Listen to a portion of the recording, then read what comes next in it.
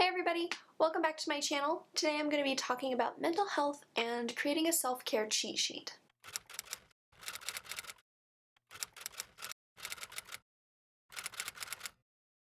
For anyone who has any sort of mental illness, sometimes it can be really hard to pull yourself out of any sort of episode, from depressive episodes to anxious episodes. Sometimes it's easier to just shut everything out and only focus on the bad things that you're going through. So something I made for myself, and I think that can be beneficial for a lot of people, is a self-care cheat sheet. Sometimes it's really hard to think of exactly what can make yourself feel better when you're already feeling bad.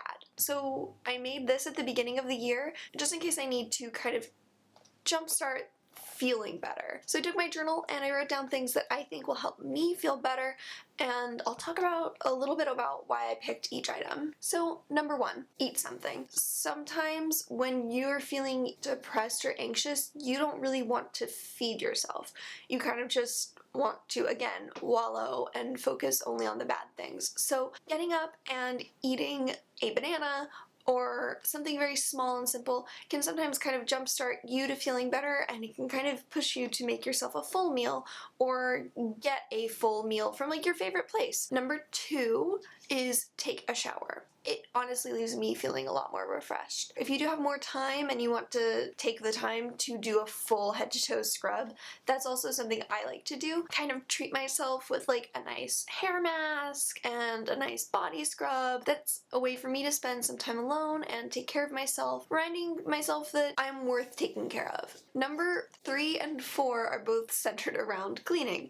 So number 3 is make the bed. Even if I don't have the time to dust or vacuum or anything like that, I will make my bed. As you can see, I've made it already. This is pretty much all the space I have in my dorm. I have a little bit more space over here with like my closet and my dresser, but for the most part, this is all the space I have.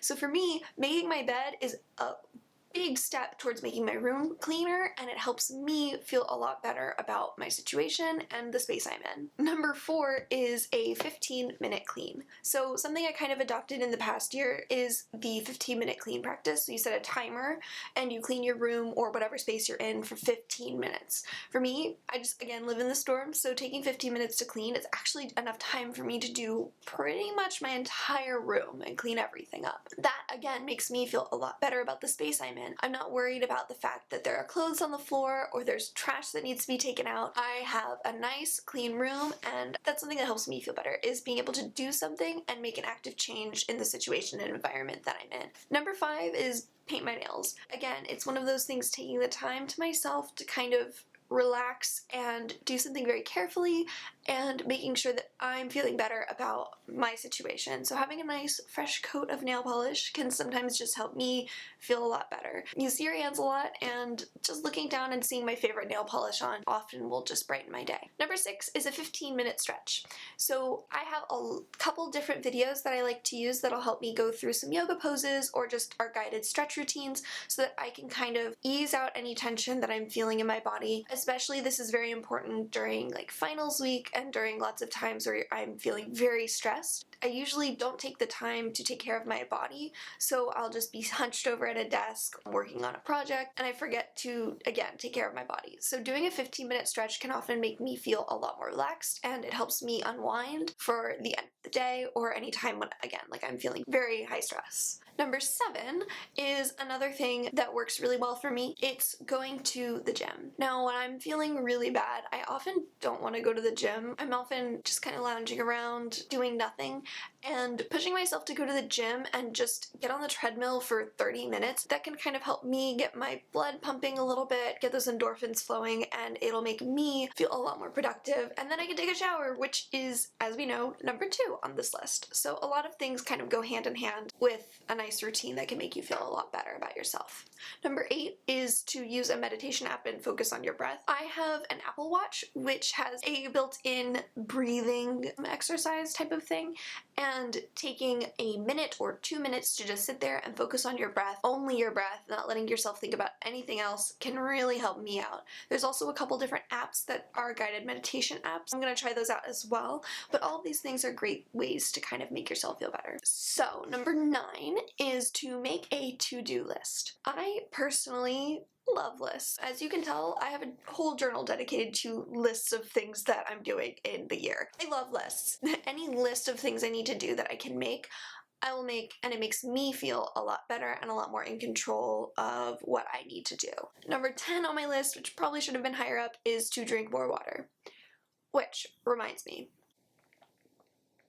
drinking water is something that's always good for you. I think we kind of forget about it sometimes. It's like the food thing. When you're not feeling great, when you're focused on bad things that are happening and the things that are going on in your own head, it's sometimes hard to remember to drink water. But drinking water is really good for you. It's just the little things that you can do to take care of yourself. Number 11? Number 11 is to make a happy playlist. I recently just created a new playlist on Spotify called Mood Management. It is a playlist that I really like that is full of my happy music. The reason this is effective is there were studies done that I've studied in a couple classes about mood management theory. So the whole idea is when you listen to music that is happy and upbeat, you end up feeling happier. And similarly, if you listen to sad music, that will influence your mood and make you sad. So it's always good to put on some upbeat, happy music. Let's go to number 12. Watch your favorite comedy, movie, or TV show, or stand-up special, whatever you want to do. I think that when you're kind of stuck, when you're in a depressed state of mind,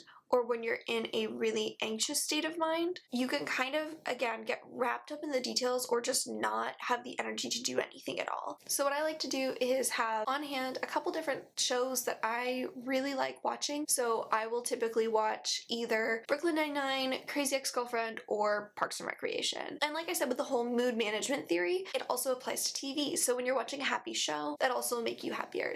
Number 13 is do a face mask. I have like a million face masks and they all do different things. It's really relaxing to take the time, again, for yourself to wash your face, put on a face mask, and then just kind of relax. You can put on that happy playlist and listen to that while you're waiting for it to dry. I have one that's really minty that I really like. Just little things like that that can kind of make you feel better. Number 14 is kind of sillier. I really like cats.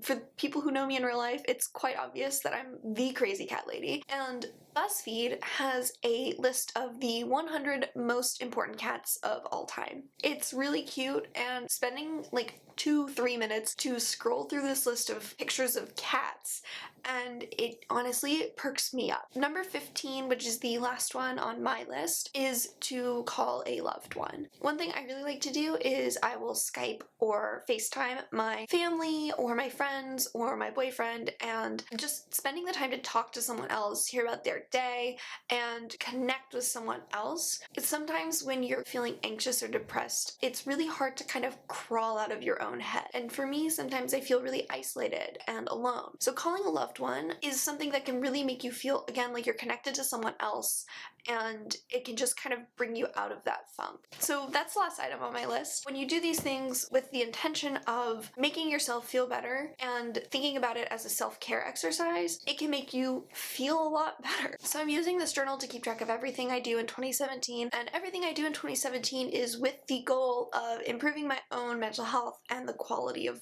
life I live. So I definitely think that having a self-care cheat sheet is something worth going in the journal. I hope that anyone out there who may be suffering from anxiety or depression or any other mental health issue finds something useful in this video and maybe thinks about creating their own self-care cheat sheet. Something else you can do if you want something a little bit more close at hand, something a little bit shorter, you can take a post-it note and just write down like your top 5 or your top 3 or whatever it is. Stick it by your door, stick it by your bed, stick it wherever you want that you'll see it when you're feeling bad, and hopefully that can help you remember to take care of yourself as well. But that's it for this video today. I hope you guys benefited from this video and maybe you'll think about creating a self-care cheat sheet as well. If there's anything you really like that helps you lift your mood, leave a comment below with it because I love trying out new things for self-care. If you did like this video, please give it a thumbs up, and if you want to keep up with me or anything else I'm doing in 2017, please subscribe. I hope you guys enjoyed this video. See you in my next one. Bye!